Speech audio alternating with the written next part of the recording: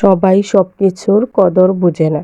আমার কলিজার ভাই বোনেরা, আসসালামু আলাইকুম। সবাই কেমন আছেন? আলহামদুলিল্লাহ, আমিও ভালো আছি। আজকে আপনাদের সাথে শেয়ার করব কাঁচকলা দিয়ে ইলিশ মাছের তরকারির রেসিপি। এটি খুবই স্বাস্থ্যকর একটি খাবার আর খেতে খুবই সুস্বাদু। তাই তো আমি প্রথমে কাঁচকলাগুলো ছিলে নিয়ে পানিতে হলুদ গুঁড়ো দিয়ে ভিজিয়ে রাখবো। এইভাবে ভিজিয়ে রাখলে কাঁচকলা কখনো কালো হবে না। একদিন করেই দেখবেন, এভাবে হলুদ পানিতে কাঁচকলা ভিজিয়ে রেখে যদি 1 ঘন্টা পরও রান্না করেন, কাঁচকলা ধবধবে সাদাই থাকবে। এখন আমি হালকা ভাপিয়ে নেব কাঁচকলাগুলো। তারপর কড়াইয়ে তেল দিয়ে সামান্য জিরে ফোড়ন দিয়ে পেঁয়াজ দিয়ে ভালো করে ভেজে নেব।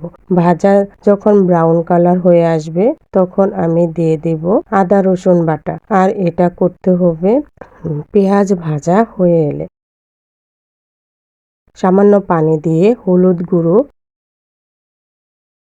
মরিচ গুঁড়ো, ধনিয়া গুঁড়ো, জিরে গুঁড়ো, তারপর দিয়ে দেব পরিমাণ মতো লবণ দিয়ে ভালো করে নেড়ে চেড়ে কষিয়ে নেব।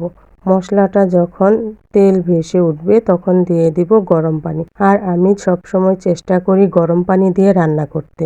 গরম পানি দিয়ে রান্না করলে রান্নার টেস্টও ভালো থাকে, সবজির গুণাগুণও পরিপূর্ণ থেকে যায়। এখন আমি ইলিশ মাছগুলো ভালো করে কষিয়ে নেব। আমি মাছ বেশিরভাগ সময়ই ভাজা ছাড়া রান্না করি। আমাদের সবাই মাছ রান্না করলে ভেজে দিলে পছন্দ করে না। এই তো দেখেন, আমি হালকা পরিমাণ কষিয়ে নিয়ে এখন উঠিয়ে নেব। এখন দিয়ে দেব কাঁচকলাগুলো যেহেতু আগে থেকেই সেদ্ধ করা, তাই আমার তরকারিটি হতে বেশি সময় লাগবে না। এখন ভালো করে নেড়ে চেড়ে কষিয়ে নেব। আর কষানোতেই আমার তরকারিটা 3 ভাগের 2 ভাগই হয়ে যাবে।